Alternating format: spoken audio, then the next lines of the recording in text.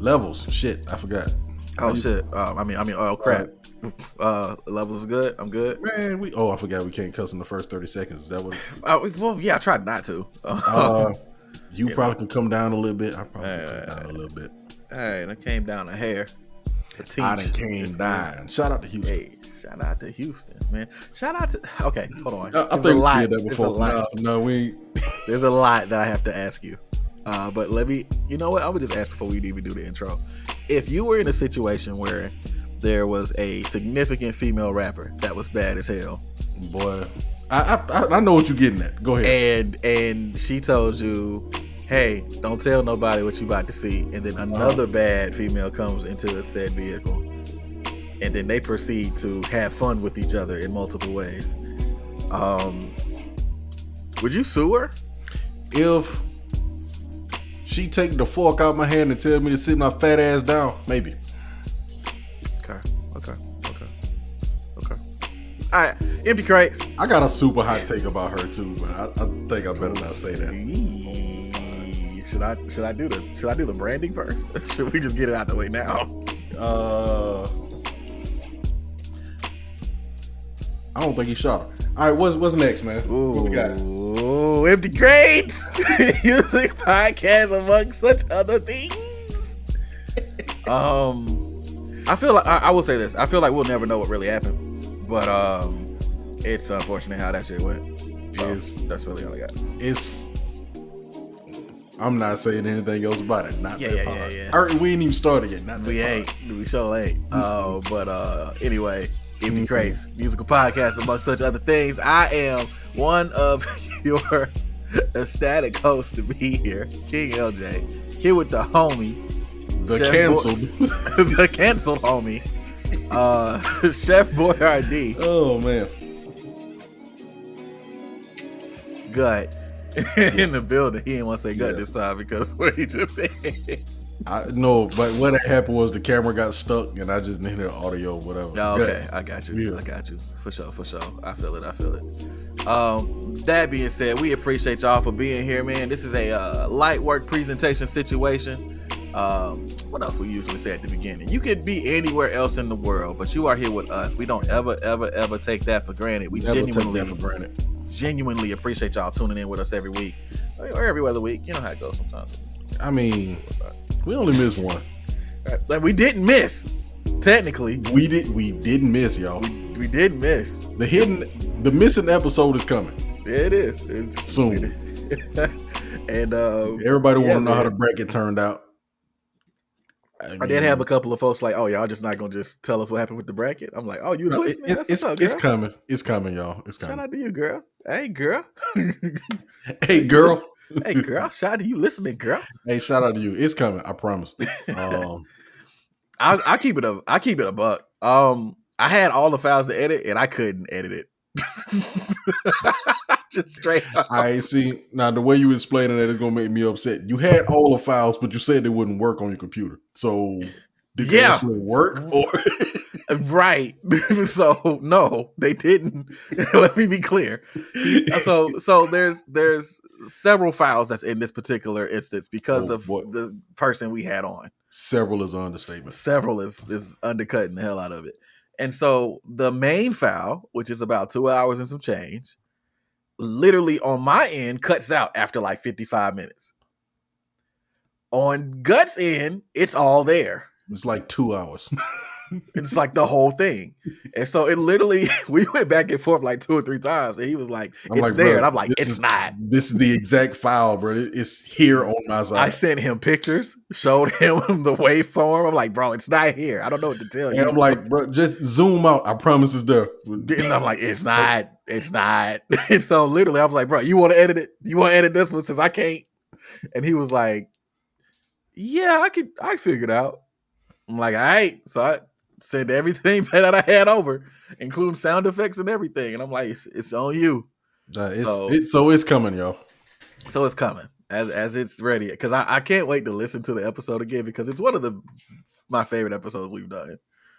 But it's chaotic. Oh my God, it's chaotic. Man.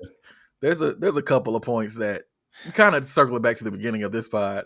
where we both had to jump in and be like, hey yo, not this pod.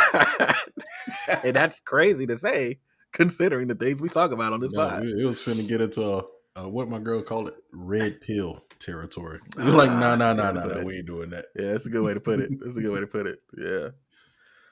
Man. Anyway. Hey, yo, I'm thinking about that particular moment in that podcast. We cut the homie off so fast, bro. He was like, let's see women. And we were like, hey, yo. Hey, I have never AO'd so fast in my life. I was like, he cut that nigga off fast, man. Hey, I felt like a traffic controller trying to wave a plane off. He's safe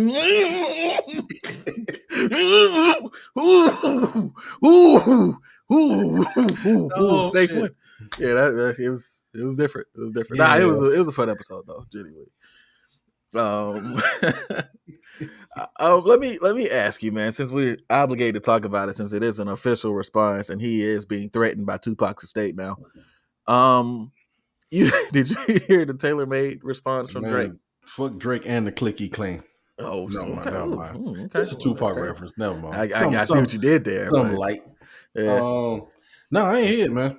I seen. Wait, what? I ain't hear it. So what had happened? I seen it came out, and every time it crossed my mind to listen to it, I'd be doing something much more important. That's right. And I knew I needed to listen to it for this podcast because I knew you don't need to.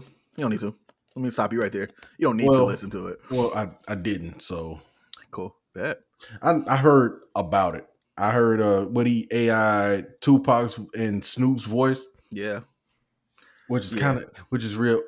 What did he have Snoop saying? Because you know Snoop really wouldn't stand for no shit. So here's the thing. What he had both of them saying is like, hey, Kendrick. At this point, Snoop is the most peaceful person on the fucking planet. So right, but he didn't say anything that was like super incisive or anything. Like he had Pac say some stuff. Get him, nephew. So Pac was basically taking an angle like, man, you supposed to be the West Side. You know, the spirit of Machiavelli is alive.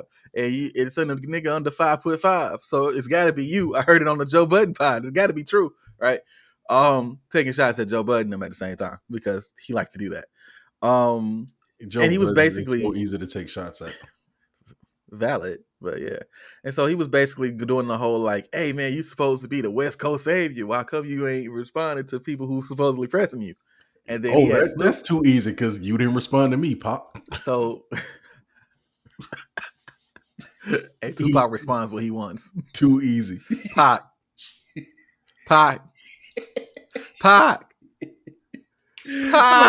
My Pop responded to this nigga 10 years later. Hey, you know what would have been funny? I said this to Paul and Philip, the homie. Shout out to y'all. But I was like, if Drake respond, like let's say Kendrick finally responds, right?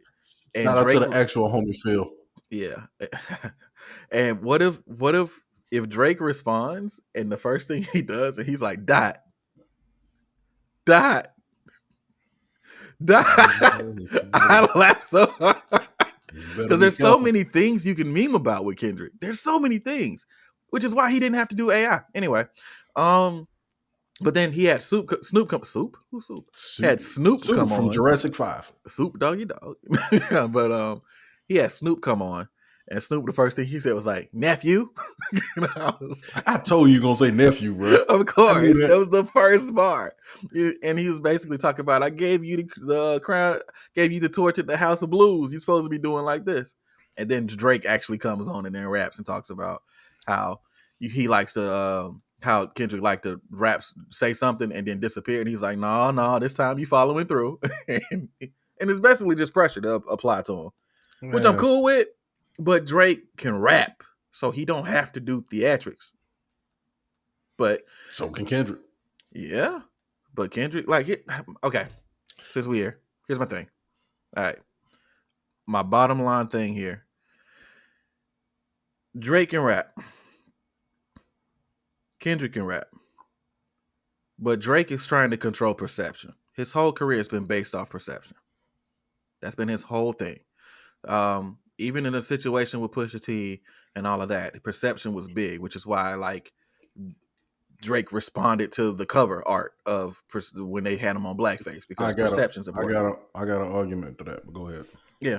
So it's just like it feels like this whole thing is him trying to control the narrative and the perception of what's happening. Because I don't think he can really super duper out rap Kendrick. I just think he trying to just. It feels very high school Letterman jacket bullying the kid with glasses esque right now. It's like, oh look, he's laughing. Oh look, everybody's laughing. Everybody's laughing. See everybody's laughing. And it's like that shit don't matter if Kendrick respond, bro. Never did. Nope. So let's think about perception though. It never matter. It don't matter if people know what's up. But and speaking of perception, you're talking about like Drake's perception has been whatever. Drake's perception has always been whatever he wanted it to be. Yeah. So like even when Pusha T brings the blackface into question, nobody really took that serious as far as perception goes. Rick Ross called him white boy. Nobody cares about that. The strongest perception he had to overcome was Wheelchair Jimmy, which he did right out the gate. So it ain't like he was, hey man, Drake makes soft records. Is as far as that perception, he controls that. He made the records. So and he laughing all the way to the bank. Yep. Like all the way. Ha ha ha ha ha. Yeah, nice. Good reference. Laughing straight to the bank with this one. Oh, clickety clank, clickety clank. Now I like the other one better. Man, that was all fit, man. That nigga had energy, boy. Good Lord. Hey, for the record, though, there's only one person that I see that 50 pieced up with afterwards, and that shit was Jadakiss. Everybody else. He cool with Fat Joe. Well, yeah, but years later. But he went to Jada solo. Like, Jada told the story recently. I got to find it for you. But he went to him solo, like, by himself. Like with him and a bunch of D Block niggas. It was like we need to talk. That shit was real though. If I got a bunch of G Unit niggas or a bunch of D Block niggas fighting, I think I'm putting money on the D Block case. Oh, facts. Because G Unit top heavy. You got Fifth, who you know about that shit. Man, you don't know how many of them niggas is in D Block. Yeah, but D Block, like the nigga's name is D Block. Like it's named after himself. Like, no, I'm not going against these niggas. That nigga Jada said, when is it cool to get shot 9 times and not shoot back? I would have been like, hey yo, let me holler at you real quick. What's wrong with you? Let me holler at you. I mean, yeah. Like we gotta talk, like right now. Let me holler at you real quick. This shit is going further past rap real fast. Hold on. Nah, but yeah, I'll be honest though about the whole Drake situation. Tupac's estate is trying to sue him for likeness use and all that shit. Yeah, they talking. See, I be listening to Sway in the morning, man. He told me all of that. Shout out to Sway. Shout out to Sway. But overall, I just want to be very clear. This shit's so goofy. Yo, they did. I seen this. I didn't look all the way into it because right when I was about to listen, I had to go to a meeting. So they saying the baby is saying that somebody possibly could have co-opted this beef. He said he was on the phone with. He said a lyricist, like a rapper, and they was talking about like making this thing happen. I don't know why they would call the baby, but right, it's like calling Ja Rule for political. You know what I mean? Where's Ja? Where's Ja? No, what the fuck was he from Ja Rule at a moment like this? He didn't say who it was that he was talking to. The comment section said, this ain't that part. It ain't, but what the comment section? Comment section said it's probably Jordan Lucas, but I don't know if he got that kind of weight for real. Okay, so first off, the baby as a source is kind of sketch to begin with. Secondly, Jordan Lucas being the source of that is also super sketch to begin with. He didn't say Jordan. I know, the comments, yeah, but just they said, well, his thing was whoever said it, you know him, like you know him. Yeah, like a rapper, you know him. Hey man, all of this is goofy, and every day in every way, it seems that J. Cole did the right thing, bowing the fuck out. Yeah. That's it. And I know a lot of people say, oh, it's an apology. It's this. Like, the bottom line, Cole was like, that's not my energy because that's different. And now we're seeing all these folks come out to try to 6v1 Drake and all this stupid shit. Oh, yeah. And then Kanye saying something. I heard part of his too. No, that's what pains me about Kanye in this situation. Rest in peace, Kanye. Yeah, that nigga gone. Because wait. Go ahead. Yeah, hell yeah. Okay. No one asked Kanye to jump into this. Hey, hold on, I got you. I hope Kendrick diss him for proxy. I do. I hope Kendrick this isn't gonna be like, I didn't ask you to jump the fuck in. And then start to shred this nigga. Like, that'd be great. I would love that. That's the longest I've ever heard this beat go. This is great. I think it's a lot more too. Man, that was perfect. I could have let that kept riding, man. Just wax poetic about Kanye. Yeah, I was gonna go, and then I was like, "Damn, this beat not in this. That's crazy." All right, guess I gotta wrap it up.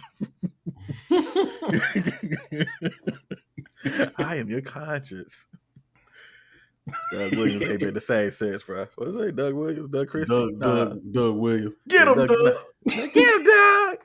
Get him, Doug. Doug never got him. Crazy. Doug never got him. I saw a comedy reel come across my timeline earlier, and it was not early today, but like early this week, and it was a Doug Williams reel, and I sat and watched it, and I was like, man, none of this shit was funny. That's crazy. Bro, the thing is, like, I heard Jamie Foxx talking about it. He was like, yo, Doug is actually funny, but he was just having an off night that night. It wouldn't, unfortunately, he wouldn't, because Jamie had to bring life to the room. He wouldn't get out the way. Yeah. So like that was the thing. Yeah, like I get it. Like I remember hearing Jamie talk about it. He was like, Doug is good for the clapbacks. So I was like, okay, this gonna be a moment. Ooh. And Doug ain't show up. And at that point, hey, a comedian gotta do what a comedian gotta do. He gotta stand on business. You can't be like, oh, never mind. He don't feel like it, y'all. All right. The next roaster. And it was a roast. Everybody get talked about at a roast. Yeah. That's tough for Doug. He tried. Nah, he had like one or two jokes that were okay, but it was the same angle. Oh, I need to get some of the money you got in your movies. The ones that were funny wasn't even that. I ain't gonna say what the ones that were funny were, but man, yeah, if you gotta go find them, that's probably a song. Wrap it up. And he said, I guess I need to wrap it up. Maybe I should talk about how black people have to struggle. Yeah, that'll get them on my side. Hey, the Jamie Foxx conscience was cracking this nigga, boy. Oh my God. Haymakers, bro. Haymakers. Ooh. What was up there seeing stars? Like, oh no, my career. Hey, well, I thank you, Jamie Foxx. I'm not Jamie. I'm the conscience, bruh. And then Jamie got up there and was like, he said his name wrong. He's like, Doug Williams, man. I was like, Jamie Foxx is probably one of the most talented individuals in the world. I don't know how, everything.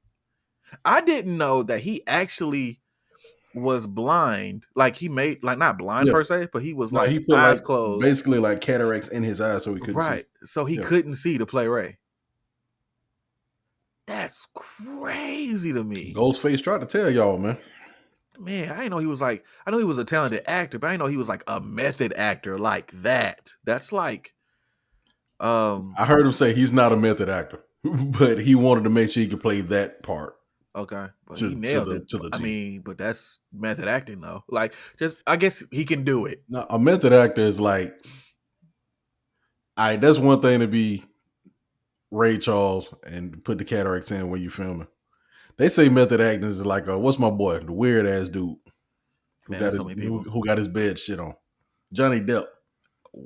They say when he played Jack Sparrow, he stayed all the way in costume and everything the entire time he shoots the movie.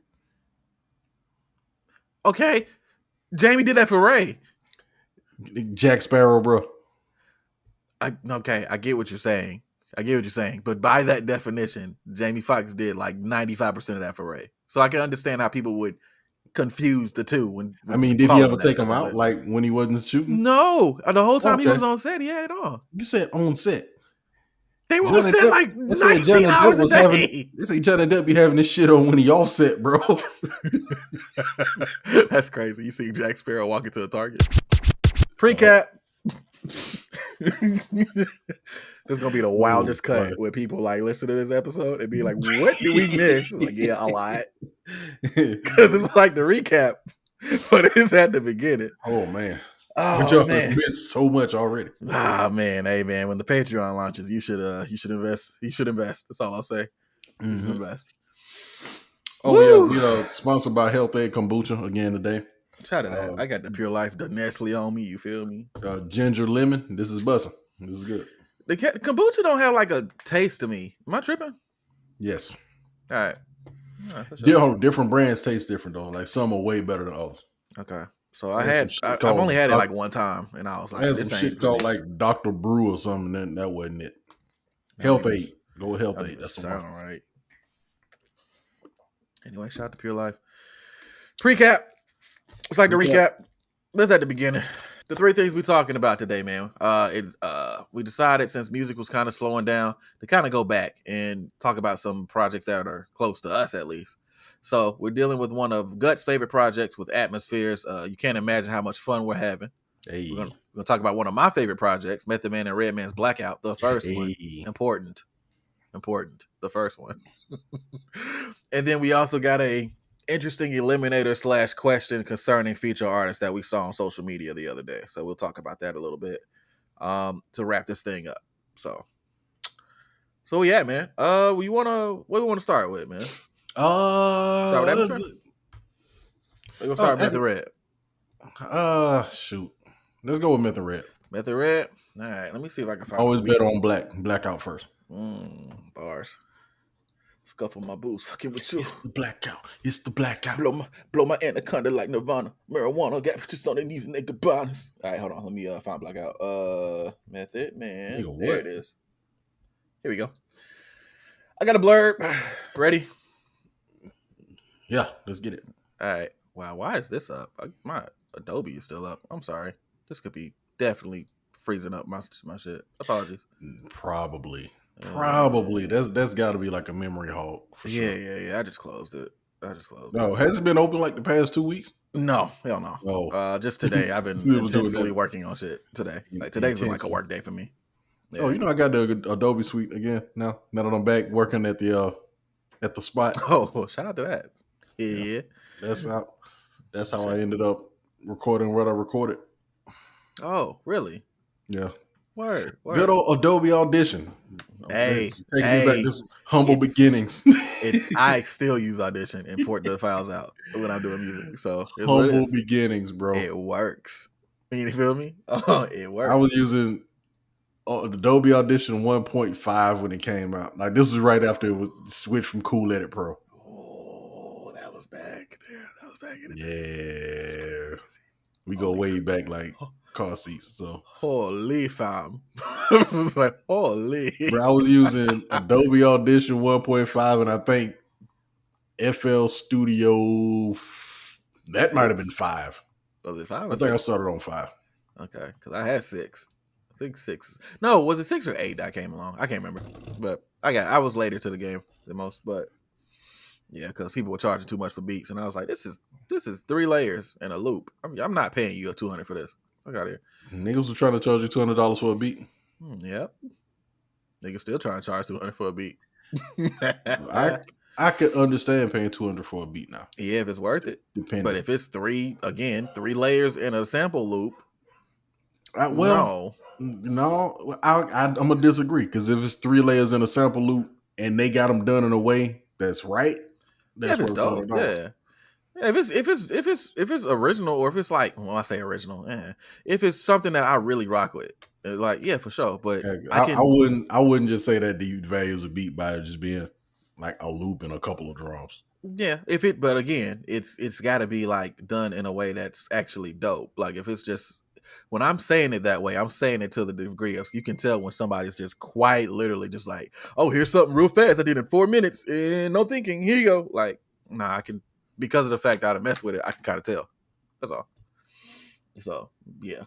It's just make sure we don't devalue our producers out here because you are a producer. I was a producer. Nah, you still do it. That's fine. Shut up. I was a producer. I was a producer, man. Stop it. Blackout. Debut album by American hip-hop duo Method Man and Redman.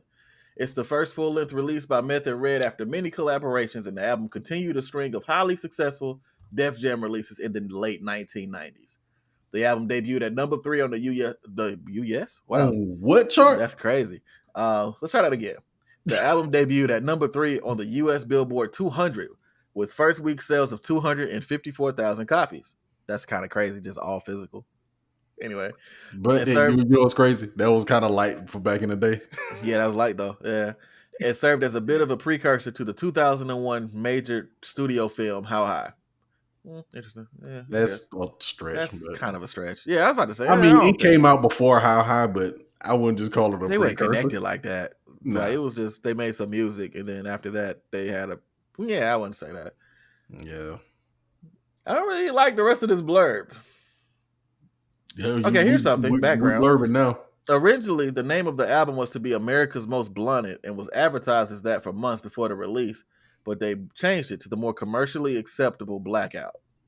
CD version of the album features 3 previously released bonus tracks.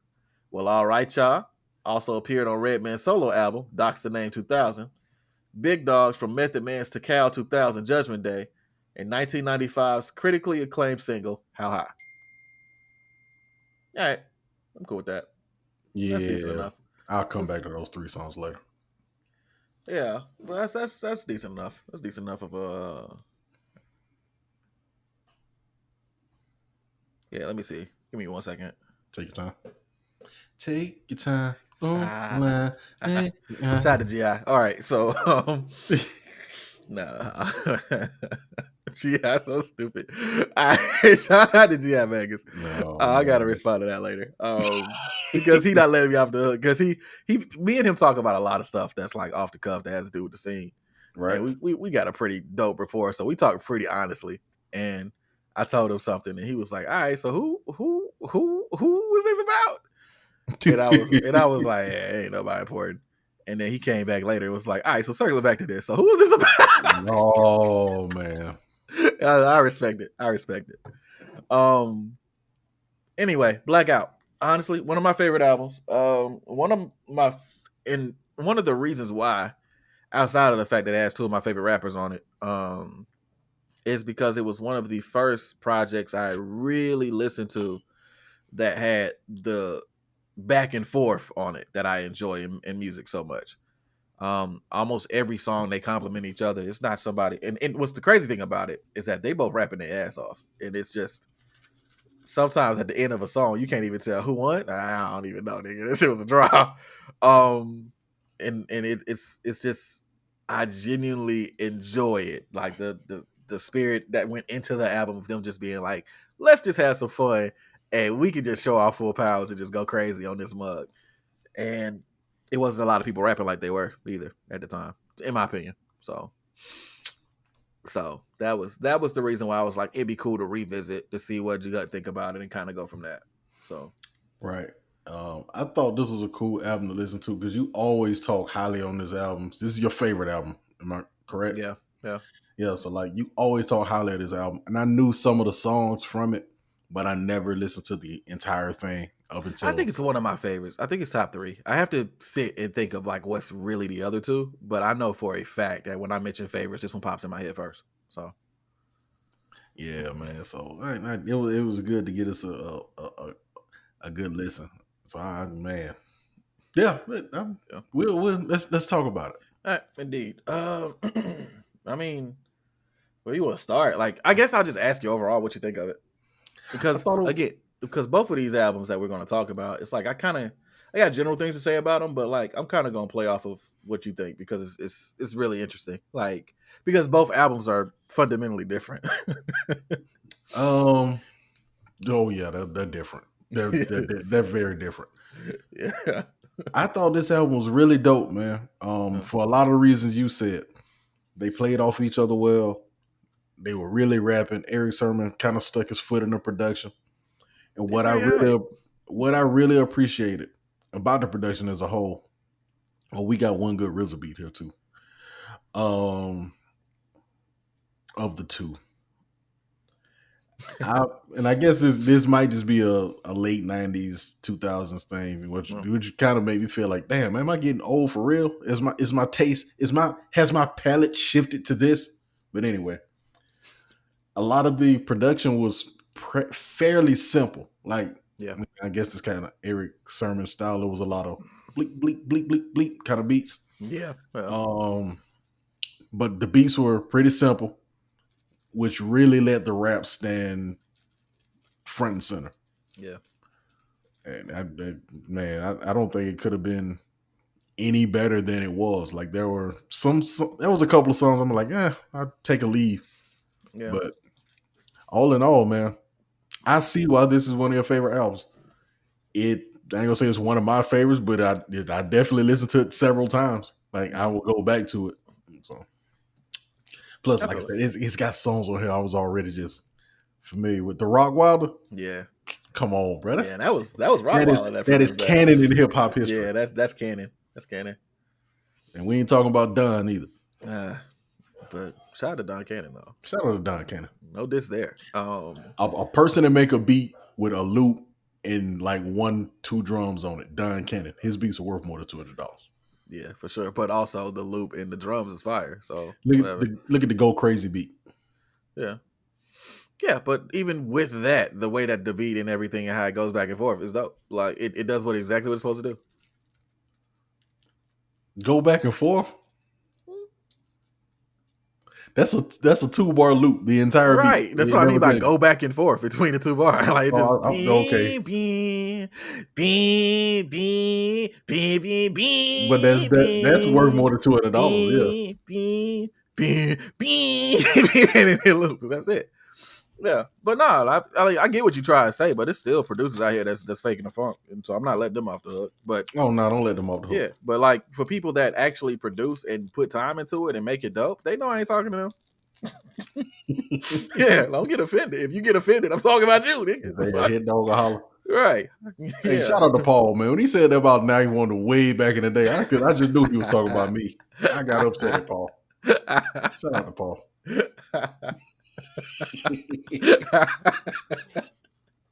I wouldn't even go. All right, for sure, man. Look, check episode 3, maybe 3-ish.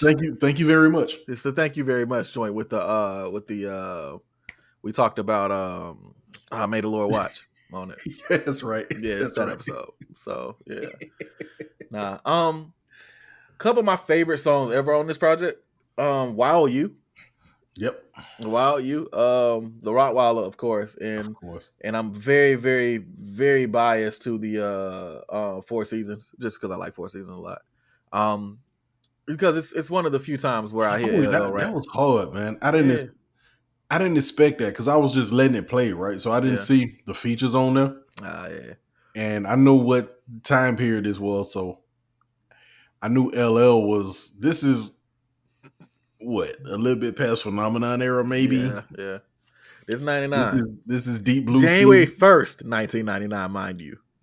I bet that's not accurate. Wiki says September 28th. Oh, I'm lying like shit. Wait. Yeah, Wiki said it was September 28th. Yeah, never mind. Ignore that shit. And you ever just be on Spotify and you just be like, it's so many albums come out on January 1st. I notice it now. Look, you're gonna notice it a lot more now. Yeah, I'm gonna see it now. It's like when it's like you see a certain number or like a certain time, it's like 5:15, and then like you start noticing. It came out on New Year's Day. Yeah, that's got something to do with the Def Jam shit. All right, never mind. That's the ELJAY rhythm, I suppose. Yeah, I suppose. Yeah, but it was good to see LL in that form spitting. And Ja Rule kind of caught me off guard. And I'm recognize the royalty of Power King James. Yeah. It's on. Ja Rule came out, the murderous motherfucker. Gangster. This is Ja Rule before 50 Cent ridiculed him to oblivion. Before 50 Cent low-key ridiculed him and then did the same exact thing he did. Literally. And this really might be before Ja even popped. This is when he was starting to pop for real. Starting to pop. This is around Holla Holla time. Yeah, that's what I was about to say. I'm looking at when Vidi Vidi Vici dropped. Don't tell me the years. Was it 99? Yeah, it's got to be. Because that was a Def Jam joint too, and this is part of their run. Yeah, this is when that dropped, and it had Holla Holla on it. Yeah, this is right. This is right around the time. Y'all have got to get me on some hip hop trivia in this bitch, man. Yeah, this is right around that time. This one's saying, what did it say? I looked it up on Wiki. June 1st, 99. So June 1st, 99 is when it says. I looked it up on Wiki. All right, I'm looking at it. June 1st. We might need to get Dart Adams or somebody on that. We ain't gotta get Dart Adams on. Nah, it's cool. He could be on Rap Rankings. That's cool. Yeah, I'm always here for that when he shows up the Rap Rankings. For sure. I'm glad. Man. Boy, that sounded shady. It was. We'll go past that. Yeah, I don't want to talk about it. Just it's certain things. All right, well, keep in mind. Look, we are independent of thought here, so that's LJ talking. Oh, for sure. It's just I'm a fan I used to be blog writer in that era as well, and so I saw some stuff, and I'm cool. But shout out to him. When I was coming up, I wanted paper like Puff. Then I found out Puff paper ain't enough. Yeah, plus Puff paper. Every week, bleak Puff paper up. Yeah. I feel you, but man, that nigga did that shit. Shout out to Jay-Z. I would say shout out to Puff, but nah. Look, man, go ahead and shout Puff out. I shouted out Bill Cosby. You can shout Puff out. I don't want to shout out Puff. Yeah, hey, bro. Shout out to Bad Boy. Shout out to Bad Boy. Love Combs. Nah, just shout out to Bad Boy. Diddy. P. Diddy. No, none of them. It's Bad Boy. Scrambling and scraping for shit. Shout out to Black Rob. How about that? Shout out to Shine. Shout out to Shine. Yeah, good shit. Okay. Shout out to Dollar, bro. The shout out to Chopper City, Dollar, yeah. No, they shout out to E. They really had a song. Oh my God, I'm thinking about Chopper City. They really had a song called "I See You, Little Daddy," and then he was doing the ad libs talking about, "Yeah, I see you, little daddy." Little daddy. That one. Oh no, was that on the Hustle and Flow soundtrack? I don't know, but now I'm thinking about the lyrics. you look like much of people in society. You're overthinking that, bro. Oh yeah, just I see you, little daddy on the hook. It's crazy. All right, anyway, whatever. Blah, blah, blah, blah. Yeah, overthinking that. Blackout's really dope album. I enjoy it. I do think it could be a little long, like maybe 1 or 2 songs could pop off that mug. True. I ain't need the bonus joints, like the Harry, that's what I was gonna say. The bonus joints they could have kept. Yeah. And the reason I say that is, they could have kept them. But the version of How High They Have on there ain't the one. Right. It ain't the one. It's the 2. Nope. I mean, I'm cool with that's actually part 2. I'm cool with that. Yeah. But the original How High, or the remix that was on the show soundtrack with the Fly Robin Fly sample, that's the one. So with them putting this other version on there, I'm cool. Yeah, I get I think that actually might be the original, and the remix is the one that popped. I get you. That makes sense.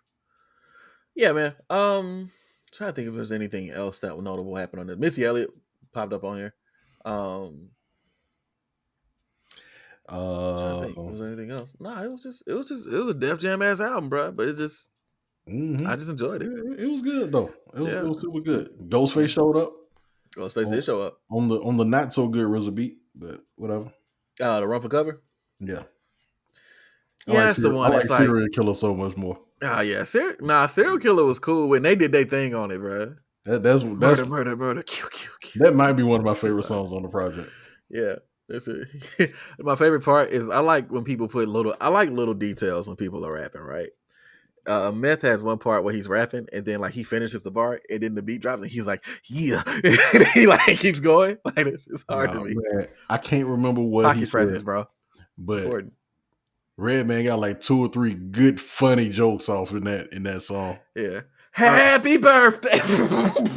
That was one. He was like, I come at you and shoot the wrong crowd. Happy birthday. Like that. Red stupid. Hey man, it's hilarious when he do it, but they tried to take Eminem to task when that boy was doing it crazy. He got it from Reggie. Yeah, right. But M was kind of doing the no. He was wild. But I'm not saying he wasn't. It just yeah, that boy. I think of Criminal from Eminem a lot. Yeah, he's like. He was like, anybody to identify the eyewitness? What he said? He said, I hide for 5 minutes, Hide for come 5 back, minutes. shoot the eyewitness, fire at the private eye, hide the private my business. That bitch is bad as past. This puppy's lucky I ain't blasted his ass yet. Man, I enjoyed him. I really enjoyed him, bro. But you can hear a lot of those elements and where Eminem sourced it from Reggie, because I mean he mentions Redman as his favorite all the time, like all the time. Redman and Trench. Yep, all the time. All the time.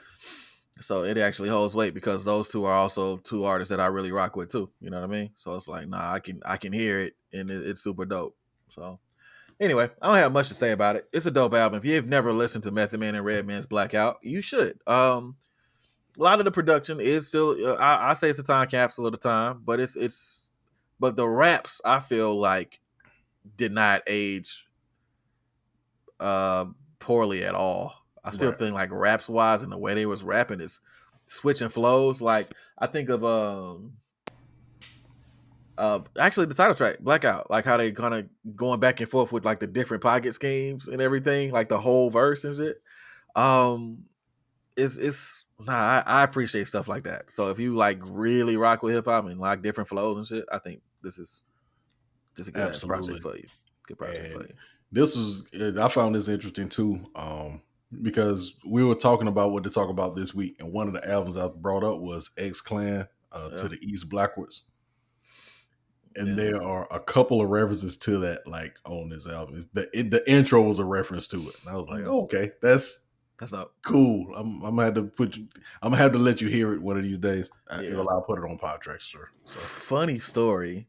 I don't know where this is, but you know how Spotify sometimes tell you when people are in concert together. Yeah, this is the best transition ever. But Method Man and Deltron 3030 is touring with Atmosphere. Oh, really? No, they're doing Red Rocks. Yeah, they're doing Red Rocks. Yeah, there it is. Yeah, Red Rocks. Yeah. That's pretty cool. Yeah, I would love to go to that, but it's definitely in like a week or 2 weeks or some shit. August 16th. Oh, well, that's time. I mean, that's not. That's actually some good time. I might take the Denver trip, man. I'm overdue for one. Hey, you got homies up there that look out too. Like, you feel me? So like, yeah. I do got homies over there. Shout out to Ryan. Feel me? For sure. He already told me if I come up there, you don't have to pay, man. You can stay where I'm at. I'm like, appreciate that. But word, man. I don't know. Denver is like my town, man. But I'm saying my town, like I enjoy visiting there. Yeah, that's your spot. You go to Denver a lot. Well, at least since I've known you, at least 4 times. I've been 3 times, I think. Was it 3? I think I've been 3. I feel like it's 4, but it could be 3. It could be 3. I can't recall. I think it's 3. All right, I'm gonna go with it because it was you going and not me. But I feel like I remember you going a few times. So yeah, definitely went a few times. So word. And Red Rocks is dope, man. Red Rocks, like, even if ain't nobody performing, Red Rocks is an amphitheater, but it's not. I don't know if it's carved into the rocks or it's just red set in the rocks. Oh. Okay. And man, even when nothing's happening there, people go just to see it. That's fine. Okay. So to see a show there would be dope. I actually saw a show there. Saw Dreamville without J. Cole. Nice. That's dope. Okay. Word. All right. Well, that's it. That's all I got for Blackout. For real. I ain't gonna try to draw it out or nothing. It's dope album. I like it a lot. I'm still looking for it on vinyl. To be under, like, every time I find it, it's over $100, and I'm like, yeah. That's unfortunate. Yeah, it's crazy because they'll probably do another pressing of it here soon. Get On Down has been doing a lot of stuff. Yeah, we're about 25 years coming up soon for this. Yep, this year.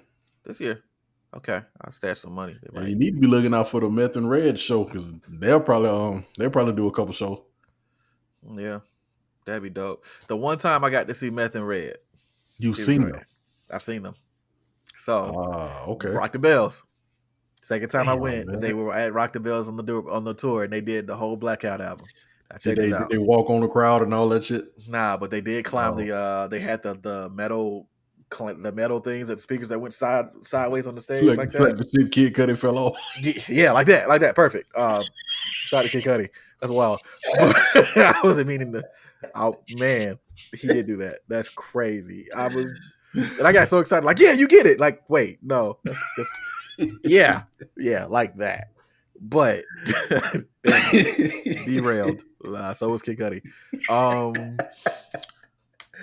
Cud has been through a lot, bro. Speedy recovery, man. Anyway, I hope his foot heals, and I hope they don't like give him crazy amounts of pain pills because that man has issues with that kind of thing. So yeah, speedy recovery. Yeah. No, boy, you wrong for that. I was gonna just roll over it and see if anybody caught it. But yeah, I like it. That's crazy. But no, funny story. So I went there, and actually, this will transition later, and I'll tell you why it's funny. But that night we were about to leave. No, I was waiting for that because that was the one thing I wanted to see for myself, not to interview nobody or nothing. I just wanted to see Meth and Red perform. And we got to the crowd. Great seats, able to see everything.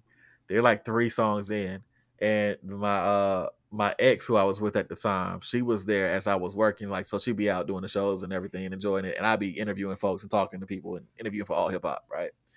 So this show was the one for me. I had been talking about it for like the last week and a half.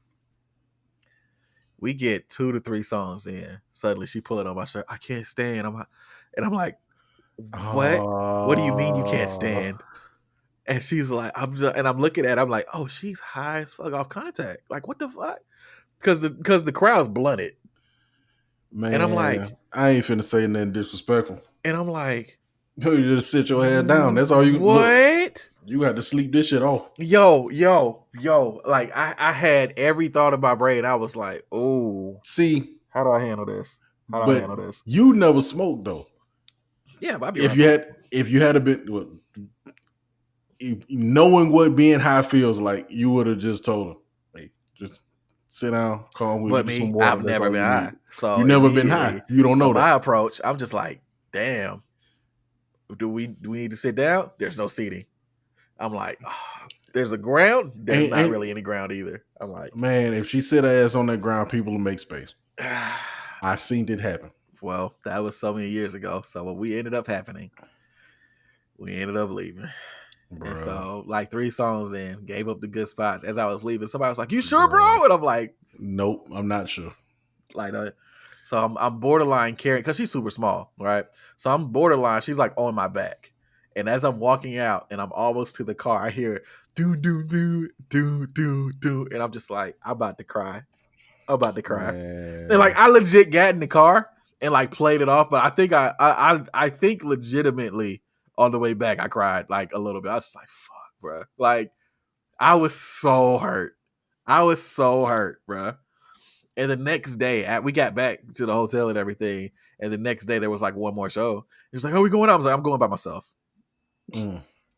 I love it. I love it. All that little bit of high, man. You just gotta sit down and relax it off. It'll mellow out. Drink some water.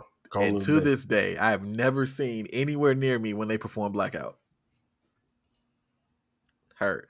They like, I found out later they brought out DMX. Like, nigga, I was, bruh. Wow. Yo, like, nah, man. I was. Ooh, I'm kind of triggered about it right now. Thinking about it, the things I've sacrificed for people, gut. Man, you gotta be selfish sometimes, bro. Facts. We are in my selfish era. A lot of people think that's a negative connotation, but sometimes you really do have to, like, you look out for others so much, you have to take care of yourself. Indeed. I'm gonna flip that narrative though, because you did a good job of spinning that to make it positive. I don't even care how people take it. I'm in my selfish era. It's like, look, Schoolboy Q's performing in August. We say the same thing like a synonym. Bars. Okay. Nah, but Schoolboy Q's performing in Atlanta in August. I'm going. I seen Q. Yeah, I want to see Q. Bro, look, man. Now I even think about it. I seen Q at the show you left. Looking out for other people, man. Wait, which one? Fatal Fort. Fuck. Silver performed and brought Q out. That's right, man. Looking, and I was literally looking at. Oh man, this is a trend. I'm glad we are exposing some shit today. This is a trend of people suddenly not being able to hold themselves while performing, and I'm like, oh, it's okay, we can just go everything. No, man, y'all sit down. Bro. Y'all done had 1 2 minutes to smoke or drink or whatever you do. Sit your ass down. That's it. I am glad I got to experience the Just Blaze set though. That shit was fire. Oh, I'm glad I got to experience that. That was so random. We were just walking and it was like, oh, Just Blaze about to perform. I was like, how much? It's free. In here? Yeah, it's in here. Like dope. now that's a murder room setup. Like, but you know, at the time we walked in warehouse and just blazed at the back of the warehouse, just spinning. I'm like, yes, sir. That shit was lit. That shit was fat. That's hard, man. Now I would have liked to come across something like that. Levels to DJing, bro. I ain't looked at DJing in the same sense. That the way he was doing stuff, I was like, oh no. He built for it. This different. Yeah, man. Yeah, bro. Anyway. Oh, this is my transition to the next topic. Also, someone else who performed at that particular Rock the Bells was Atmosphere. Of course they did. Yeah, and I remember watching the crowd go crazy for them. Oh man. Like they had people in that whole place like going crazy. He was doing like call and response and shit. Yep. And he was like, he had one thing where he was like, put your fist up, then put the motherfucking finger up. Like, they was like, Atmosphere Slug. Like, and I was like, all right, this is dope. And, but I had to leave because I had to go and catch Absol backstage. So that's a fair reason to leave Atmosphere show. I mean, they didn't use the interview. Shout out to All Hip Hop. So whatever. Hey, you did kick it with Solo. Hope I did. I mean, a little bit. It probably would have been a more cordial. Like it was cool. He was cool, but like it would have been more cordial if the homie Slav didn't ask about a Lori Joe. But he did, and it just happened. You know what I mean? So it was, bro. It was a good question. He got a great response out of him too. But I just it's crazy when you see somebody. I put it this way: you can tell when something's a serious topic when someone who wears shades all the time becomes overcast. Like you could feel it. Like he changed his tone completely. Like he was not okay. Like he was good to talk about it, but he was still actively processing it. You know what I mean? So yeah, that was a moment. I wish they would have used the interview just because of that question. Like it was like a really good question. So, but didn't use it. So shout out to All Hip Hop. Shout out to All Hip Hop. Yeah. Anyway. So yeah, oh man, that was a layup. I could have said, yeah, definitely changed the atmosphere a little bit. It was right there. It was right there. Anyway, you can't imagine how much fun we're having right now, huh? Man, you talking about that show? I was thinking, you can't imagine how many atmosphere shows I've been to. You can't imagine how many times I've heard you say that, bro. Like, I've been to a lot. I think I've probably seen Atmosphere more than I've seen anybody probably put together. Yeah, I don't even know who anybody is. Is that like a new group? Well, it don't matter. Like that's dope. Anybody, nobody, no can do. I seen him. Everybody. What about No Big Deal? No, I don't know No Big Deal. I think that's a gospel rapper. Anyway, whatever. Yeah, no big deal.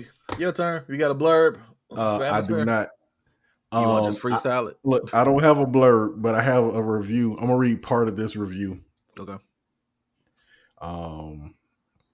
This is by Monroe from Tiny Mixtapes, and this is gonna be. I'm picking this review for a reason. Okay. All right. He says, a good first impression is critical for me when it comes to a new album. No other genre is scrutinized more heavily than hip hop. Blah, blah, blah. Okay. When there are at least 15 new albums a week, it's hard to give an unoriginal album a second chance. If you're familiar with an artist's back catalog, it gives them a bit of an advantage. So when I popped a new Atmosphere album into the changer, CDs, people, the cards were stacked in their favor. I was primed for Slug's grounded yet thought out delivery and Ant's snare heavy beats that can be found in a similar form on every release prior to this one. Not that similarity is a bad thing. Atmosphere built a healthy following despite abstaining from growth. Claiming that the new album sounds different from its predecessors is probably the most positive comment I can give it, especially after it failed the first impression test. There's another line in here I wanted to say.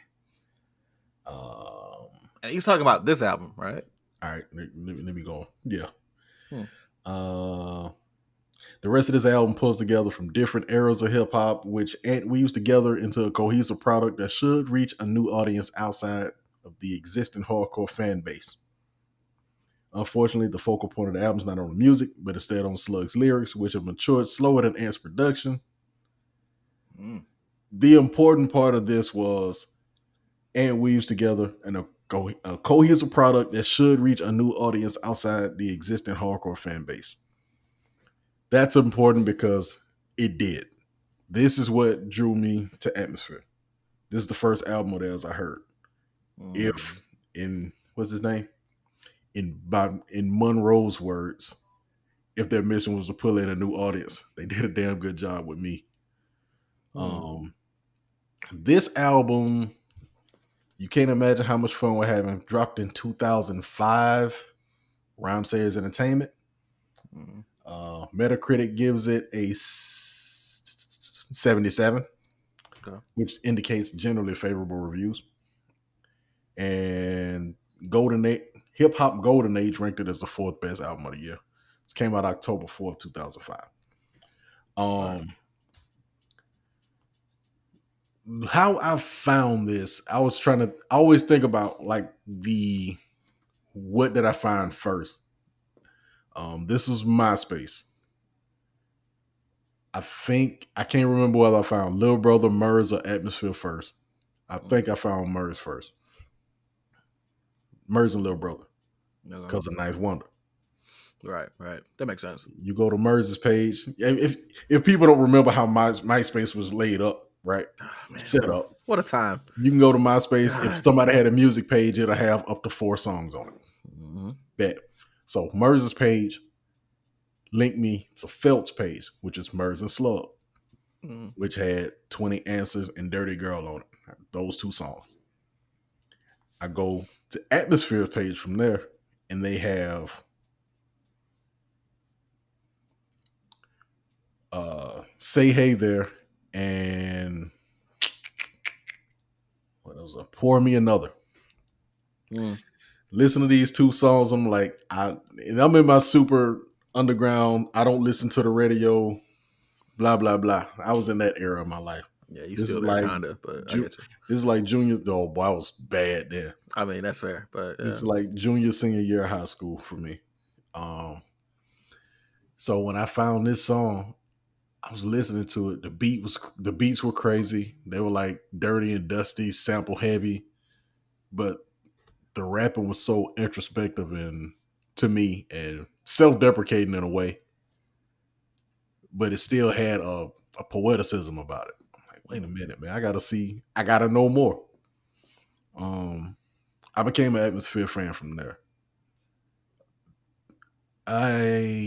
We went on a field trip at some point this year, and I bought this album without hearing anything but those 2 songs. I might have heard Smart. I said Smart Went Crazy. Yeah. So I was like, let me try this album out, man, and been hooked.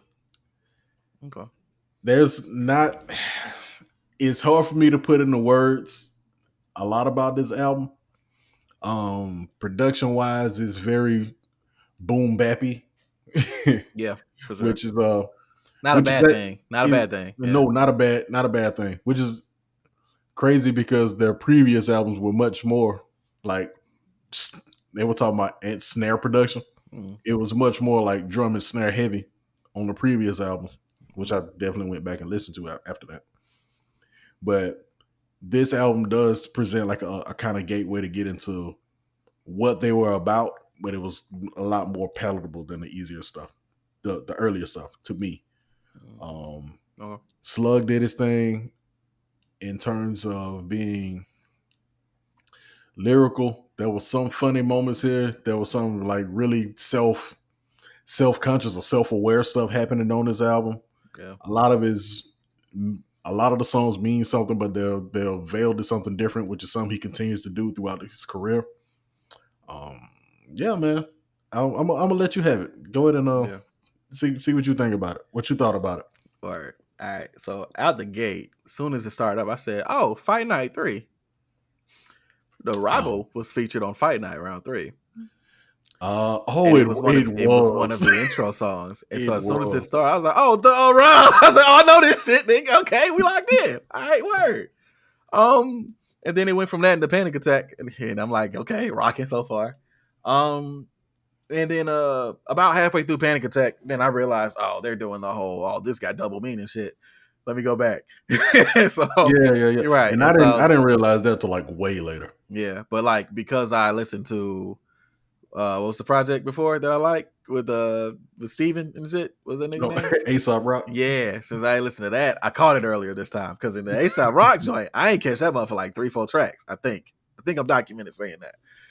But this one I was like, wait, different ears. Okay, let's run it back. Let's run it back. So couple of things I will say about this. One, the production, I liked it. I like the production a lot. The thing that threw me off, I owe a lot of my production to Ant in this album. You said what? I owe a lot of my production to Ant. I can kind of hear that. I get that. Like for real. Like as far as how things are structured a little bit, I can get that. But even when they have like noise in their samples and everything, it makes it sound bigger. You know what I mean? Like it doesn't sound like it's distracting from shit. Mm-hmm. So like he can still get his lyrics off, which is cool. I do have a question for you. And I have an answer for you. And this is an interesting one, and let me see how I want to phrase this because I don't want disrespect. But initially, a lot of the way that Slug raps in this project specifically, right, reminds me a lot, even with the introspective stuff and like how it's kind of structured his bars, and kind of like he'll say, I can't think of a bar in specific, but he'll be like, everybody knows who did it. I come through with the robe and out of the kitchen. You know, like kind of slurs at the end of the bar and shit.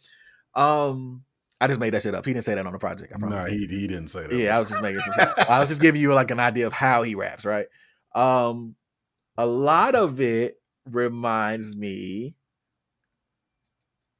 of Macklemore. Now, here's why I say that.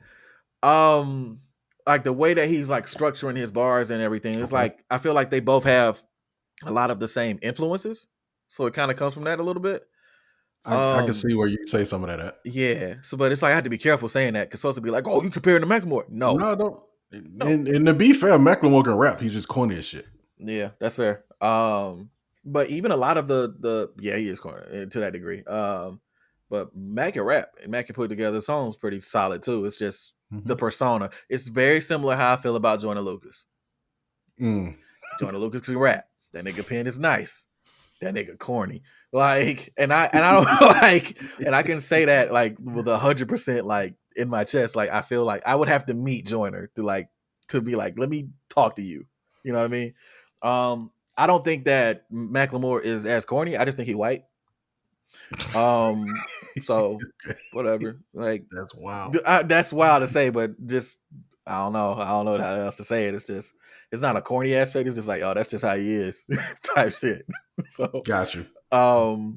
As opposed to Joyner being like, you're trying too hard, and that's corny. You know what I mean? I can speak a little bit more based on it with Joyner, even though he's tall as shit. It don't matter.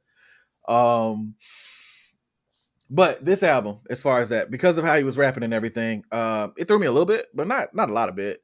Right. The productions though, I circle back to that, but the production a lot of times will rope me in.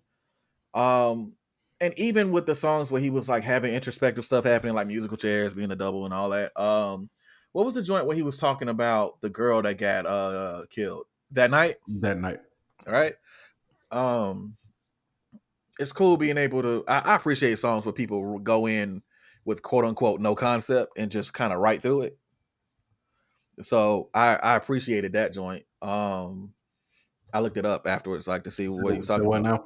Oh, I was saying that I appreciate people that can go into a song with like a writing experience with like quote unquote no concept and just write through it. Did it cut out again? Yes, it did. All right, third time. I appreciate people that can go into a song, right? You good? Okay, and still here. Yeah. Okay, watch it as soon as I say this shit. All right, now this goes. I'm gonna just wait. No. Hold on. I waited. Perfect. Ha ha, bitch. Hold on. Okay, all right, there it is. I waited. All right. Anyway, I appreciate people that can go into a song with no concept and write their way through it. I knew it. I got it. We got it though. We got it. Like it. I need to make sure you heard it. Good. The audio got it. I just need to make sure you got it. I thought we were doing a Take 9 review the way you just said that. All 6 and 7s, nigga. Worldwide choppers, nigga. So it was cool. I will say this though. One of the things that kind of, and this is just me just being honest, I gave it a listen, but it wasn't like a good podcast listen. I listened to it like one time because I was also in the middle of doing a lot of other stuff this week. So like I was in the middle of writing a lot of different things. I was in the middle of like editing a couple things. And so listening to it, and I listened to it earlier today, and I spun it while I was in the car. And that's when I had to go back, and I was like, I would have liked to like sit with this in headphones and just see how I truly feel. But initially, I could see how somebody's off put about this album. Easy, I can see it because it kind of threw me a little bit, and I was like, this is cool, but I don't know. But the songs I like on here, I like a lot. Like Arrival's fire to me. Panic Attack. I still the groove for Panic Attack is crazy. I don't know where them drums is from. I recognize it somewhere though. I don't know where they from. I can't pinpoint. Panic Attack's dope. I see Pour Me Another was one that people really liked online. I like that one. That was cool. And I like when they did like the little transitions as far as that, like they'd have like the little outros to the songs and then it'd just be like a different version.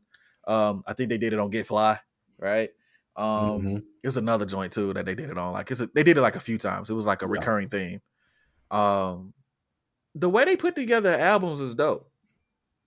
Like even if I don't like appreciate all of it, like the way they put this together, it's like nah. They got a formula, and this is dope. I would like to hear another project from them though, right? To see how I feel about them as a group. But I know the songs that hit, they hit. So like that Arrival and Panic Attack. Like I hate this the first two because it sounds like really generic. It really sounds like you ain't fucking with this album, which is cool. Just because it's the first two songs. But the reason why is because the energy on the first two songs is different from the rest of the album. That's true. Like it's like after that, it kind of settles in and it kind of gets to like the other introspective stuff. You can hear the rhyme sayers on it, bro. Like as far as like for me, from the outside looking in, a lot of the rhyme sayers projects have that moment in the album where it flips and it's like, all right, let me tell you some real shit real quick. We're gonna tell stories and do all this shit, right? So to a degree, outside looking in, I know you have a more intimate relationship with this. I get that. I'm in the building, bro. So you know, right? You in the building. I was window shopping. You feel me? So window shopping, like you know, see, you was window shopping. I was in the Fifth Element. So but you don't know that about none of that. That's a part I don't get because I don't get it. I know. But overall, it's cool. They own that record store. It was called Fifth Element. You can get I got you. I'm a head ass nigga for this shit. Yeah. So, I'm a head ass nigga. He says as he drinks kombucha. Yep. The production grabbed me. The songs that I liked, but overall, atmosphere kind of threw me off a little bit. Well, Slug threw me off a little bit. I would like to hear a different project from him because this was cool, but like not enough for me to be like, I think I'm gonna spin it again. Right. If that makes sense. Man. But like the crazy thing about it though is that this feels very much like a Chameleon situation for me because like on paper, here's why. Here's why. Hold on. All right, saw your face. Wait a second. Good. I know why you dislike Chameleon. Well, because on paper, like it makes sense. Like I should like everything there, but then I listen to it and I'm just like, it's something off about it. It's something off about it. For me. And legitimately, it could just be the way he was rapping. I don't know because everything he was saying was dope. It just threw me a little bit. It just ain't hit you right. It just ain't hit me right. Man. So I would like to hear a different project though because there was 2 or 3 people that I told that I was about to listen to this project, and they were like, "Oh, I would have gave you this album," And I was like, oh, okay. So it's like different reference points for everybody. And they all, depending on what albums they give you, you're looking at completely different things. So like Right, which is what I'm kind of nervous about. After Like, this album, the yeah. next album is When Life Gives You Lemons, You Paint That Shit Paint Gold. that shit gold, right? I heard that one time. They switched to basically an acoustics, more of a rock sound. It was like basically no samples, no recognizable samples with a live band. Completely different sound than interesting. Completely different sound. Interesting. Okay. But that's the one our partners over at Rap Rankings reviewed, and I was like, y'all just shit on my boy. Yeah, well, they, Rap Rankings love shitting on things that we love. So there it goes. Fair enough. They love that. They love that. That is their thing. They're like, it's like they listen specifically and be like, oh, does Darius like it? Oh, does LJ like it? No? They do? Well, they do like it? Oh, great. 4. But 4 out of 10. I will continue to say this though, because Slug is my favorite rapper. Right. Like ever? Yeah, he's my favorite rapper. Okay, well, for sure. Okay. I being just aware of what shit sounds like, I know this ain't for everybody. I know it's not. But I think, like I said, the way it spoke to me at a certain time in life, and the quality of it to me, lyrically and production wise, I'm like, bro, this is some top tier shit, man. It was hard to pass by. What'd you think about Lil Man, or did you get that far? I did. No, I finished the album. Lil Man was dope. Lil Man was one of the tracks that I played like twice. I played like 2 or 3 times. I think it was interesting. Like, so I don't know. It felt like he was talking to his kids. Was that right? All right, 3 verses. It was 3 verses, and like the first one felt like his kid. He's talking to his son. He's talking to his dad. Then he's talking to himself. Okay, I do like that song. Because even when I was listening to it, he called his dad Bones. Hilarious. Same old. I'm like, okay, all right, for sure. Because I was like, yeah, all right, somebody he's talking like real cordial with, but I was like, that can't be his son. Is his older son? Like, I couldn't piece it. I will say it was a couple of songs that I went and I like looked up the lyrics as I was listening to, like when I went back, like because I did go back again before we got on here and kind of went back through a couple joints. Panic Attack, Musical Chairs, Pour Me Another, I think was the ones I went back and looked at lyrics wise. Yep. Yeah. Man. Pen solid. Pen solid as hell. Just something about the delivery that just didn't hit me for this one. And for the most part. And I said that to say this, what I said that last shit. Yeah. I'm a fan, but it's a lot of atmosphere that didn't sit right with me in the beginning. Like the Lemons album, I'm like, I don't know. The Family Sign album after that, and so a lot of the live stuff was another one that I heard that I should have started. Family Sign is amazing. Now, I didn't like it at first. Even when I went back earlier, I listened to like Even God Loves Ugly. I'm like, it's all right. I think a lot of the albums is like slow burners where you got to sit with it. Well, maybe. Okay. But I'm gonna tell you what you'll probably like, and I would, if you ever decide to get into it and try something else, you would like probably the EP run they had. I think the clown joints, what it called? Yeah, the sad clown joints. These are Sad Clown, Bad. Yeah, they did one for each season. I saw in between this album and the next one. They did something recently too, like a Talk EP or something like that. Yeah, that's interesting. Like in a good way, or it's interesting. Like in a, you'd have to just hear the shit. It's kind of like some of the stuff is on there like it's real electronic. Okay, like not technical, but almost like, I don't know, man, like Detroit booty almost. Oh, that's interesting. Okay, yeah, I get what you mean. All right, yeah. Touché. Well, overall, that's kind of how I feel about it. It was I enjoyed my listen, but like I don't know if I go back. But I am interested enough to like listen to another project from them. That makes sense. Not sorry. Oh, did you hear me again? Yeah, sorry. Yeah, I got you. You got me? Did you hear me? Yeah. Okay. Yeah, man. So That's what I'm at with it. But it was cool. It was dope. Listen, I'm curious. I am very curious to hear what people say after they hear us talk about it, though, because I'm gonna go back to Lil Man right quick before we wrap this up. Yeah. In that last verse when he's talking to himself, and this is some of the introspective shit. Some of the introspective shit on here that I like. Like you can hear him. He's talking to himself like, "Yo, you are washed up. You've been rapping this long. I don't know if you got another album in you, bro. Good luck." They go on to make. I mean, they're still making music now, 20 years later. So, like, I think having like, I ain't gonna say that awareness, but like, just that kind of, that's a feeling as an artist that I've had, like a million times. And to hear somebody else do it, but still, you know, put it together and make stuff work. Yeah, they hadn't even really hit their stride all the way at this point. Yeah. So perspective on that actually is crazy. Right. He's like, you're making something for the kids I don't know.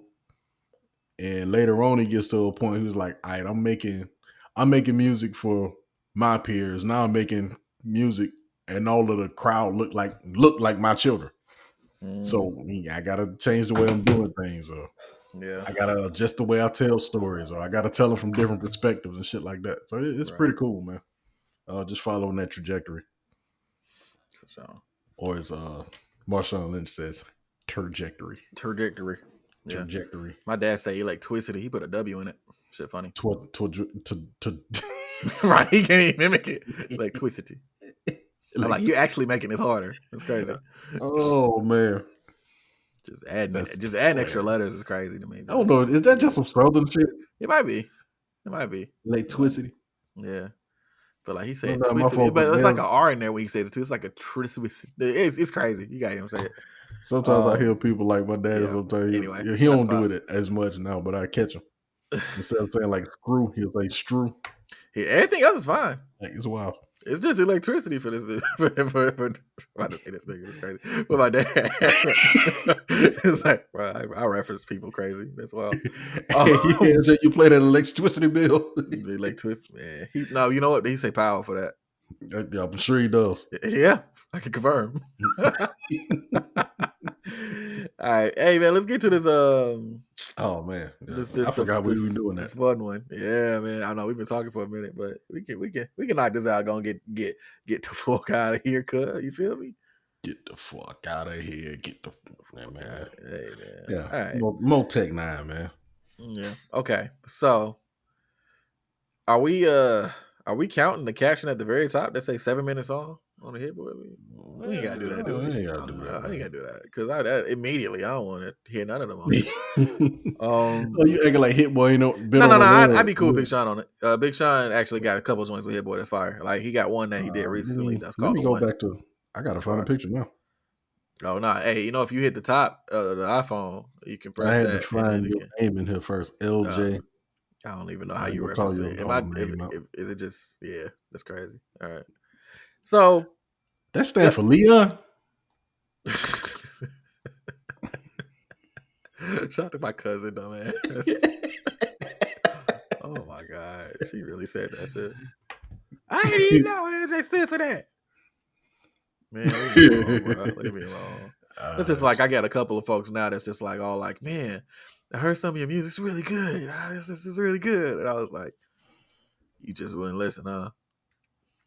Like, no, man, just be like, I appreciate it. Yeah, like, I know that's why I say I'm like, no, I appreciate you, because better late than never. But never late is better. You feel me? But it is what it is. All right. I don't know what kind of Jedi mind shit that was, but that was the Drake reference. So never mind. Yeah, might delete later. Oh, that wasn't a Drake reference. That was a Kendrick reference. That's crazy. All right.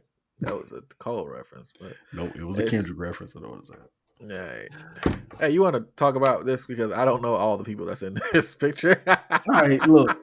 I know 5. I don't know the Who do bottom. You not know in this? Okay, all right. Let's read it off. Read it off. All right. So if they were all on the same song, this is the question for today. If all of these artists was on the same song, we got it's a 2-part question. 1, who would have the best verse and who would have the weakest verse? All right. And we'll set up parameters for this shit in a minute, I guess. Nigga, you really don't know who that is. All right, just read them off. Look familiar, but like, is that Oh, Zay? you said you got parameters first. Yeah, we should set up parameters because it depends. Set up parameters. So is this just a we just rapping getting bars off type song, or do they got a topic or what? Think One Train. That's what comes to my mind. All right, like One Train. All right, so bars off, but you can have a concept. All right, cool, got you. So the people we got Vince Staples, we got JID, Big Crit, Big Sean, Tyler the Creator, and Think One Train.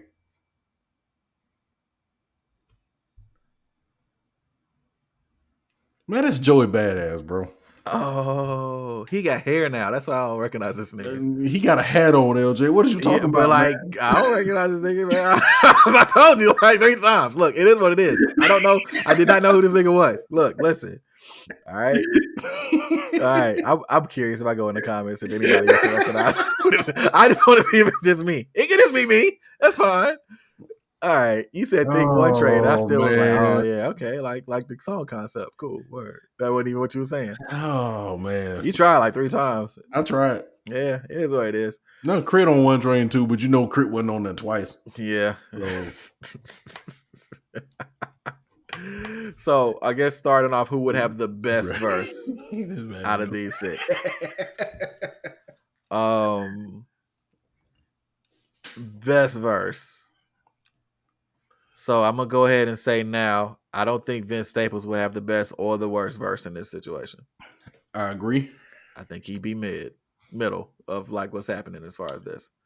I wouldn't. You're right. I wouldn't say he'd be mid, but he would be. Yeah, middle, not mid. Yeah, because he can rap, but like yeah. So, we'll come back to JID. I think. So here's the thing that kind of hurts JID's argument in this situation for me. Is that I heard him recently on the Lyrical Lemonade joint, and although he had the quote unquote best song, I ain't like the song. But this is a 7-minute Hit Boy beat. So so we are going off of that. Nah, we ain't got to go off that. But this ain't necessarily the Lyrical Lemonade joint. Okay. So all right, so it's just him getting some shit off. Okay, all right. Right. He's in. All right, JID's in contention. Crit's in contention.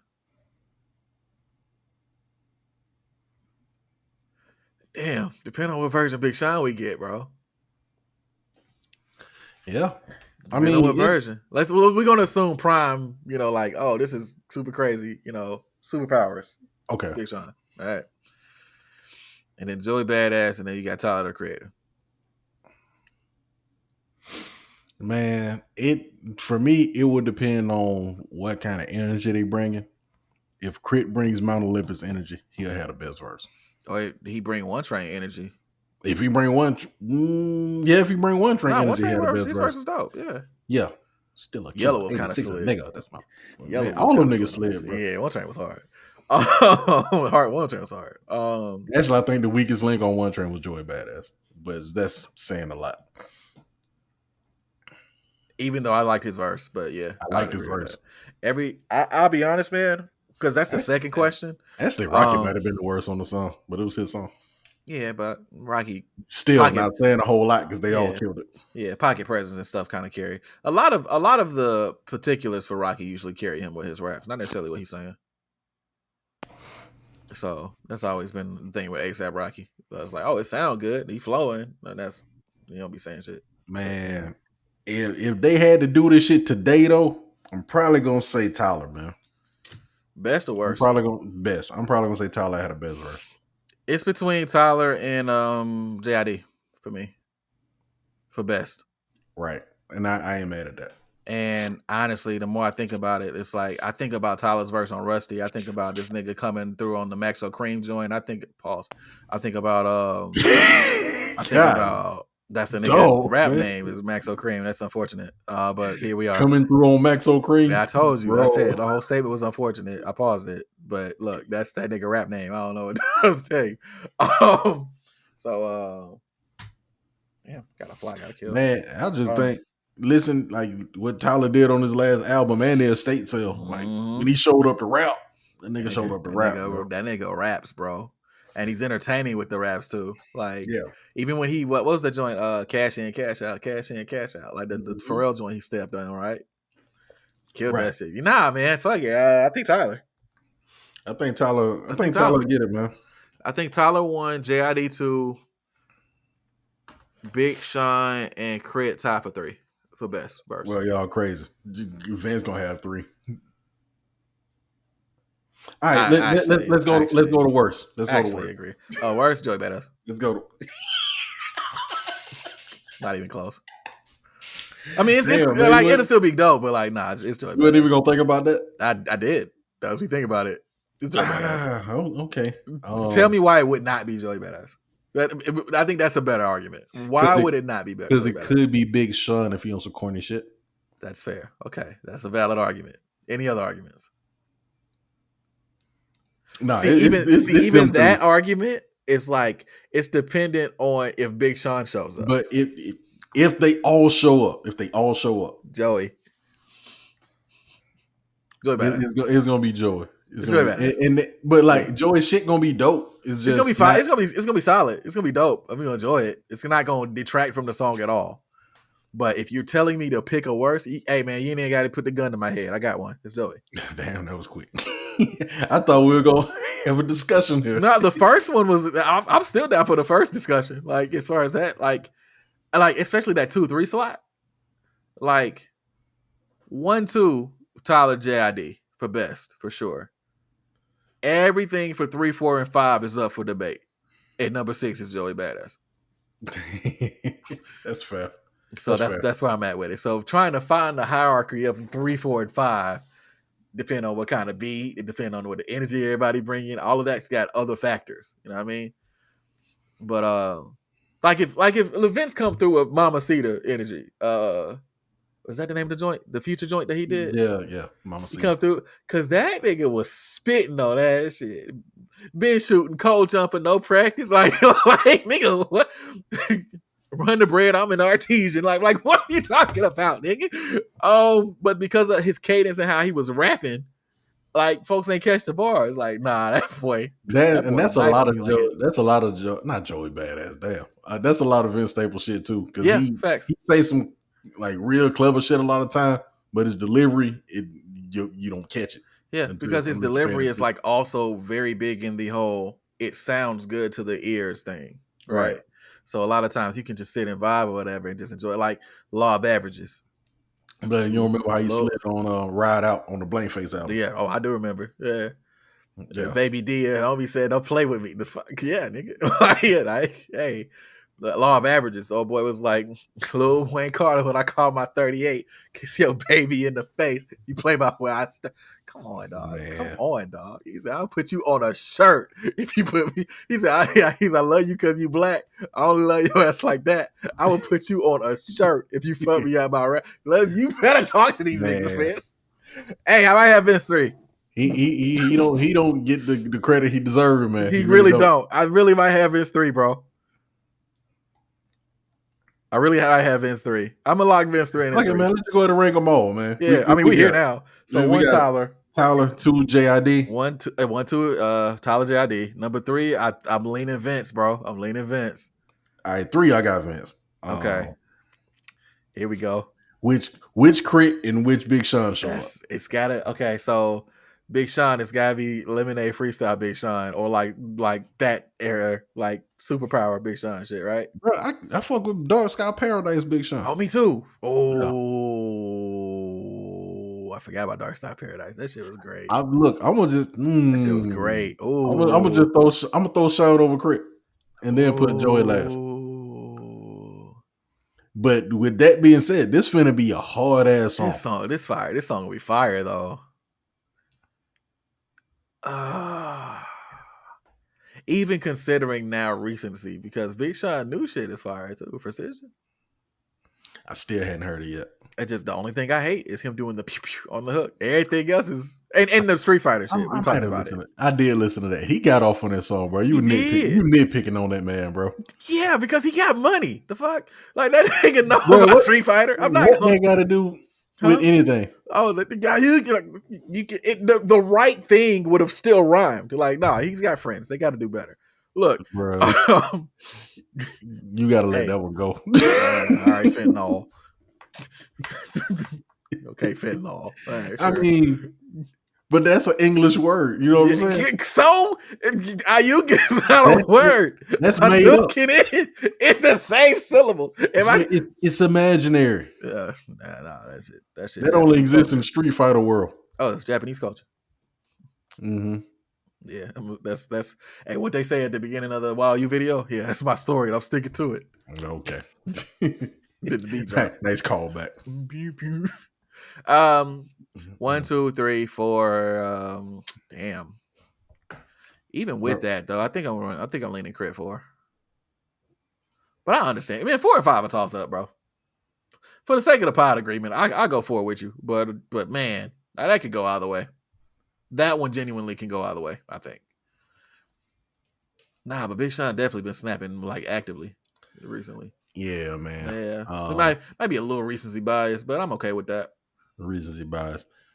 Yeah, we're ranking number 4 and 5 on a 6-track song. It's not that deep. All right, so you know what I mean? I mean, if you want to listen to the whole song, you definitely cut it off before you get to these niggas at the back. If they ain't right. Yeah, that's fair. That's valid. So our order is Tyler, 1, JID, number 2, Vince Staples, number 3, Big Sean, number 4. Yeah. All right. Big Crit, number 5, Joey Badass, last. You know what? Okay, it's best to worst. It ain't how I would arrange the song. So yeah. Oh yeah, best to worst verse, not how I would arrange it. No, not best to worst. Best to weakest. That's better way. Yeah, strongest to weakest. Strongest to weakest. Now, song arrangement, since we're here. Oh shit, man. I ain't got the kind of time for this. I'll just say Vince will probably kick it off. I say Vince good for kicking off some shit. I let Vince kick it off. I might well let JID kick it off. I wouldn't let JID kick it off. JID come in second or third. He be towards the top end of his energy will be high, so he'll be towards the top of half of the song. But that's the thing. I really can't do that because it just depends on the verse itself. Right. Depends on the verse itself. So I couldn't say who will go in. Yeah. Well, that's an interesting topic anyway. Just a mind of two people who construct songs and posse cats and such. Yeah, man. I'm still figuring out where I'm gonna put everybody for the joint. That's a whole nother beast trying to arrange. I'm happy about it though. It is a champagne problem. It is a champagne problem. Big fun. Big facts. Shout out to Rick Ross. Man. Oh. White boy. Dude, yeah, he gotta stop. That. That's crazy. Hey man, we gotta go back. Because I'm trying to make out pod tracks and I haven't kept track of any of the songs we talked about on this episode. But let's go with some favorites. Now, I just want to get some favorites from Blackout and what you thought about some favorites, or you mentioned what you liked on the atmosphere. Blackout, Mikasa, Wow You, Serial Killer. We need 3, right? Yeah, I'll probably put 3 or 4 on. Okay, let's do 4 on the playlist. We'll do 4. Yeah. If I pick 4, Wow You, the Rottweiler. Hey, I'm gonna tell you what I like. Damn, you know what? Fire in the hole. Fire in the hole. I like that song. I like this album, dog. This is my shit. Low key, track 4 through 7. Just throw them all in there. Like that run. Wow You, 4 Seasons, Serial Killer, the Rottweiler is crazy. That's a crazy run. I ain't putting 4 Seasons in that. That bitch hard. Why not? Just cool. Okay. All right. All right. Trying to put people on some new shit here, man. Okay. All right. Well, if we doing new shit, then I just like Fire in the Hole. Fire in the Hole. Fire in the Hole is dope, though. I don't know. It's such a fun hook. You can tell they just have fun. Yeah. Is it Mikasa? You fun too. That is fun too. Like that's shit. I think that ended up being a single too, or a street single or something. Yeah, it's a single. You said Mikasa, you, Serial Killer. Yeah. I could just put anything in this spot. You really be honest. This shit's crazy. Like they got a really good album, dog. I'm gonna leave a little dash right there. I'll just put anything there. All right. But just as long as Long as you is on there, serial killer. Whatever the other two you pick is what else. Yeah, serial killer is one of my favorite. Yeah, and like we talked about it, which is why I wanted to be on there. Yeah, Tear It Off was the song I was thinking about when I was talking about them having pattern flows, but I couldn't think of it off the top of my brain. So I mentioned Blackout instead. Tear It Off was the one I was thinking of in my head. Back up, don't make me shoot y'all. You don't want to fuck with us. Yeah, like it was that shit. Yeah. Okay, so that's those. You can't imagine how much fun we're having. The Arrival and Panic Attack. The Arrival, Panic Attack, Pour Me Another, and Lil Man. Oh shit. Okay, those are my 4. So whatever you want to pick after that. I think my favorites on here are probably. I think Lil Man is probably one of the best written songs. One of the best written songs of all time. Pour Me Another is a good favorite of mine. Say Hey There is a big favorite of mine. Say Hey There was cool. Yeah. Yeah, a lot of people didn't. I looked online. A lot of people didn't like Bam. Yeah, but you know, it's like a lot of people like Bam. I was like, okay, I get it. Bam screams. I thought of Mike G saying everything good ain't good as a scene. Get ripped like flesh. Yeah. Oh yes. Hip hop references, man. Yeah. Look, man. But yeah, that's what I got. That's what I got. We good with those.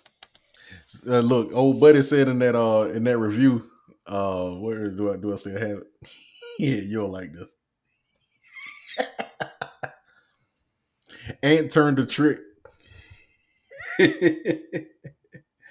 Ant turned the trick with Boogie Down Productions and pumped out an excellent beat that's primed for a KRS-One guest spot, which is unfortunately absent.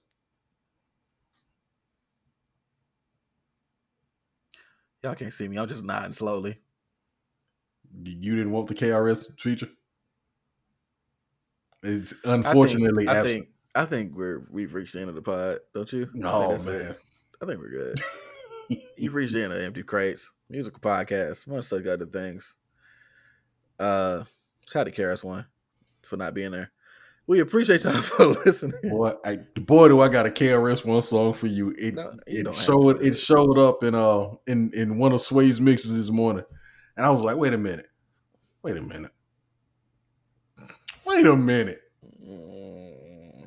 Yeah. We'll do this on pod. It'll be like a little trivia game. Okay, sure. Yeah, I guess. Yeah, I suck at trivia, so we here. Yeah, we're gonna see how hip hop you is, man. How hip hop you is. How hip hop I am. It's crazy. You got to say how hip hop I'm is because that's what I said. Right. How hip hop I am. So my bad. I'll be right. Is I are. Hip hop I are. Hey, we appreciate y'all, man. For locking in with us for this episode, yo. That was really it, man. We wanted to. Yeah, that's it. I ain't really got no closing words or nothing. This is dope. Man. It's always good. I appreciate you, man, for being here. Hey, appreciate you. Hey, man, y'all stay positive. Keep your heads up. Keep your nose down in the ground or whatever the people say. Or or in the powder. Nah, Dodge pollen. How the hell? I don't know. Powder, pollen, same thing, right? No. Okay. Keep your nose clean. Yeah, don't do drugs unless they're fun. Whatever. Okay. Apparently they are fun, which is why people do drugs. Indeed. Well, some people do it because of that whole loathing and I hate myself thing. You want to be detached from life. Yeah, but they do it because it's fun. Yeah. So they say. They're like, drugs are amazing. That's why people get hooked on them. A part of why people get hooked on them. Don't do drugs. Yeah, man. Yeah, I'm gonna reverse what I said and just say don't do drugs, man. Do dope, fuck hope. Killer Mike. That's crazy. Killer Mike said that shit, didn't he? That's a song on Run the Jewels. Yeah, that's like the first one. Yeah, man. Michael, Grammy Award winning album from Killer Mike. Grammy winning artist. 3 of them things. Grammy Award winning artist, Killer Mike. Killer Mike. I'm telling you, do dope. Fuck hope. Fuck hope. You should put the initials for that to be the album, the episode title. Do dope. Nah, we might get sued for that. That's the title of the song is DDFH. Oh yeah, that's right. That's right. The title of this episode is gonna be damn, you said it earlier. Yeah. You was talking about being there for people. I forgot what it was. Oh, I forgot. We'll go back. I'll catch it on the replay. Anyway, We appreciate y'all, man. That's it. That's all we got. Same time next week. How about that, y'all? Yep. That's it. Peace. Hey, look, we might have that episode 20 for y'all by then. Maybe. Yeah, if so, it's just gonna go up. Like I'm just Wouldn't throw it y'all up. yeah, look, brackets is the way it going, but hey, you'll find out who wins. Yeah, because it's a good episode. It's a good episode. It's a good episode. It's a quality episode. Just man, shout out to technology. It's a quality episode, but it wasn't a quality episode. Man, technical difficulties, bro. You don't know the half. You do not know the half. Man, little people, light poles, and all kind of shit happening. I don't know, man. I'm still tripping about him saying a little person knocked off the electricity. Bro, I talked to him today. He was like, yeah, it was a little person. I don't know what they got to do with anything. It's like it could have just somebody hit the pole and knocked off the electricity. Like the clarification is crazy. Shout out to that, man. Anyway, yeah, shout out to that, man. Yeah, yo, that's it. I'm gonna go make a sandwich. Yep. Yeah, that's where I'm at with it. Sandwiches. Oh man, yeah, I'm gonna have to play this after we get off air. Nah, that ain't got nothing to do with sandwiches, but it got something to do with that Blackout album. All right. And you don't want to get sued by anybody's estate, so. Yeah. We'll call it there. Yeah, man, when y'all get to Patreon, y'all can listen to all this shit we be playing before and after the show. Hey, sometimes the pre-show is more lit than the show, and that's saying a lot. Yeah, we talked about night shift nurses on the pre-show for this time. What does that mean? Oh, you gotta man. be there. You missed a moment in VHS history. VHS history. All right. Shout out to Roxy. We'll see y'all later, man. We'll catch y'all next week. VCR after like 2005. You know, some weird shit happening, bro. Crazy. Man. Yep. Oh man. That's it. We Bye, out. y'all. Peace.